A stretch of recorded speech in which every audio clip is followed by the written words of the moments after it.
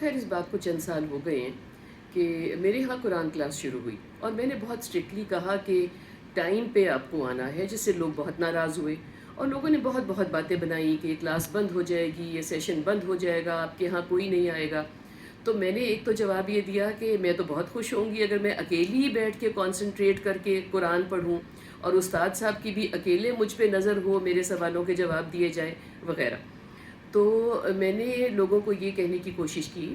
کہ ہم کسی بھی جگہ جاتے ہیں، ہم جہاں بھی جاتے ہیں اس جگہ کی عزت کرتے ہیں، اس شخص کی عزت کرتے ہیں، اس گھرانے یا انسٹیٹیوٹ کی عزت کرتے ہیں، مگر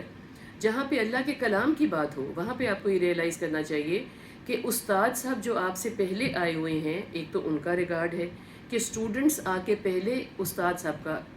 استقبال کریں، اور دوسری بات یہ، بلکہ پہلی بات یہ کہ جہاں پہ اللہ کا کلام پڑھایا جا رہا ہے، جہاں پہ قرآن کا سیشن ہے، جہاں پہ آپ نے اللہ کی بات سننی اور اللہ سے بات کرنی ہے اور سمجھنی ہے، وہاں پہ آپ کو کلام اللہ کا احترام نہیں کرنا۔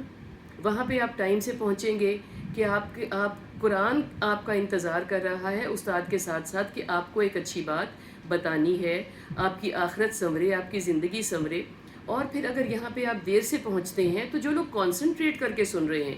جن پہ جو ایسے کتاب پڑھ رہے ہیں، جو ایسے آیات پڑھ رہے ہیں جیسے ان پہ نازل ہو رہے ہیں، جیسے ان کو سمجھایا جا رہا ہے، جیسے اللہ ان سے مخاطب ہے، تو وہ لوگ کتنے تنگ ہوں گے۔ تو میں صرف یہ کہنا چاہ رہی ہوں کہ آپ کو یہ سمجھ میں آنی چاہیے کہ کہیں پہ آپ جاتے ہیں تو آپ یہ رسپیکٹ نہیں کر رہے کہ گھر والا بہت جو ہے وہ ایروگنٹ ہے، وہ کہہ رہا ہے کہ ٹائم پہ پہنچے، یا انسٹیٹیوٹ والے جو ہیں وہ بہت زیادہ